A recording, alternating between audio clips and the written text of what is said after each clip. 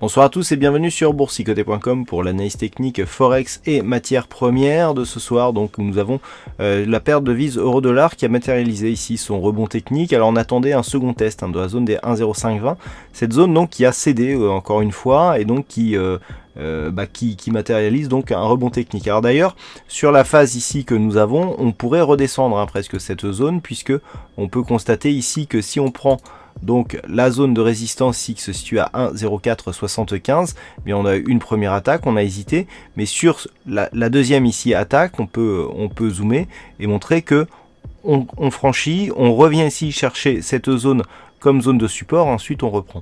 Donc là on est sur un franchissement qui est confirmé, ce qui n'avait pas été le cas la précédente fois, et donc là on a, suite à de nombreux contacts ici sur la zone des 1,0371, eh bien un mouvement technique est en train de se mettre en place. Alors, on n'est pas sur un double bottom, puisque on n'a pas assez de baisse ici avant le premier bottom, mais le mouvement ici pourrait nous donner une impulsion qui commencerait à mettre, je dirais, à mal la poursuite du mouvement moyen terme qui reste orienté à la baisse. Pour cela, il faudrait revenir ici sur la zone des 1,0707 et repasser cette zone à la hausse. On aurait alors un signal de retournement qui pourrait avoir des répercussions sur la dynamique moyen terme. En attendant, nous restons dans un rebond qui est purement technique. Pour s'en convaincre, il suffit d'élargir un petit peu le graphe pour voir que ce rebond ici n'est pour l'instant pas grand chose par rapport je dirais à l'amplitude de la baisse que nous avons connue ces derniers mois. Par contre ici au-delà des 1,0707, on voit que on va commencer à casser des points hauts significatifs qui sont mineurs certes, mais qui sont tout de même des points hauts.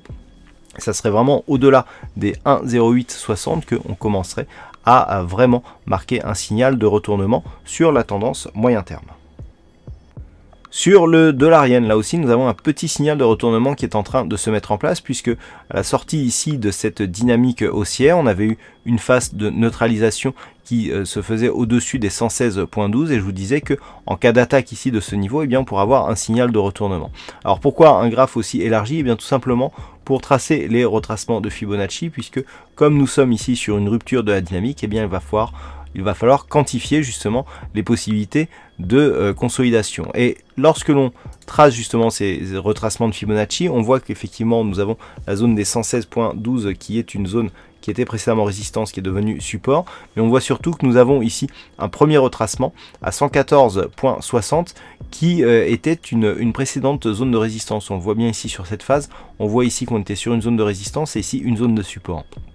Et là c'est intéressant parce que nous avons donc en cas de rupture, eh bien, la rupture d'un support qui est secondaire certes, mais qui sera doublé par le fait que c'est le retracement à 23,6% de Fibonacci, et sur rupture ici de ce niveau, eh bien, on pourrait avoir une accélération qui pourrait nous donner un signal de consolidation technique en direction ici du retracement des 38,2%, voire par extension un retour sur la zone des 111.24. Toutefois, il faudrait franchir ici cette zone des 114.60. Tant que ce n'est pas le cas, eh bien, nous pouvons considérer que les cours ici évoluent dans une phase de neutralisation après une forte hausse, et donc la tendance reste haussière pour l'instant sur la paire de devises dollarienne. Et enfin sur l'or, nous avons une configuration assez intéressante, et pour en apprécier, je dirais, la justesse, il faut prendre un petit peu de recul et passer en unité de temps daily pour constater un petit peu la zone dans laquelle nous sommes. Alors nous sommes ici dans une phase de baisse, on est venu ici tester des zones autour des 1050 $ l'once, et ce que l'on peut constater ici sur cette phase, c'est que les cours baissent ici. On a marqué un rebond technique qui a donc commencé à valider le début d'une phase de hausse, et puis on est redescendu ici sur 1126. Vous voyez que tant que on reste au-dessus ici de ces zones, eh bien on peut potentiellement avoir un signal de retournement moyen terme. Et par rapport à la configuration que nous avons, qui apparaît très petite, on va voir quelles pourraient être les conséquences si retournement il y avait. Alors si on repasse ici en unité de temps H4, pour constater ici que nous avons une phase de baisse, que les cours ici sont stabilisés sur cette zone des 1126 $ l'once, et que les cours attaquent ici le retracement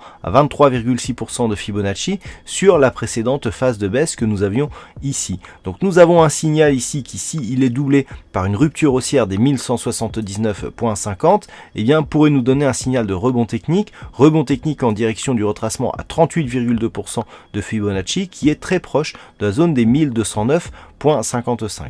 Tant que nous sommes sur ces niveaux, on reste dans une dynamique qui est plutôt baissière et même assez forte. Par contre, sur un retournement ici, sur une cassure haussière des 38,2%, on aurait donc rupture de ce retracement, cassure haussière de la zone des 1209,55, et là les choses seraient différentes puisque cette zone qui était un support majeur, s'il n'est pas validé comme résistance, eh bien commencera à donner des signes d'invalidation du mouvement haussier. Mais c'est vraiment sur un éventuel retour, donc là on se place sur le moyen terme, sur un éventuel retour des 1250,55 qu'il pourrait y avoir un vrai retournement puisque nous serions dans la zone 50,61,8, deuxième zone d'objectif en cas de poursuite ici et de continuité du rebond technique. Par contre, sur rupture de cette zone et du 61,8%, là on aurait une probabilité de revenir sur cette zone de point haut, et si on revient ici sur 1341,30 $ l'once, et bien là il y aurait un signal de retournement sur rupture de ces niveaux. Donc pour l'instant on prend les signaux et les niveaux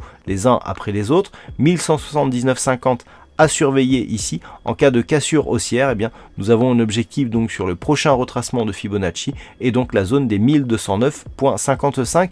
Invalidation de ce scénario, une éventuelle rupture de cette zone des 1126 $ l'once.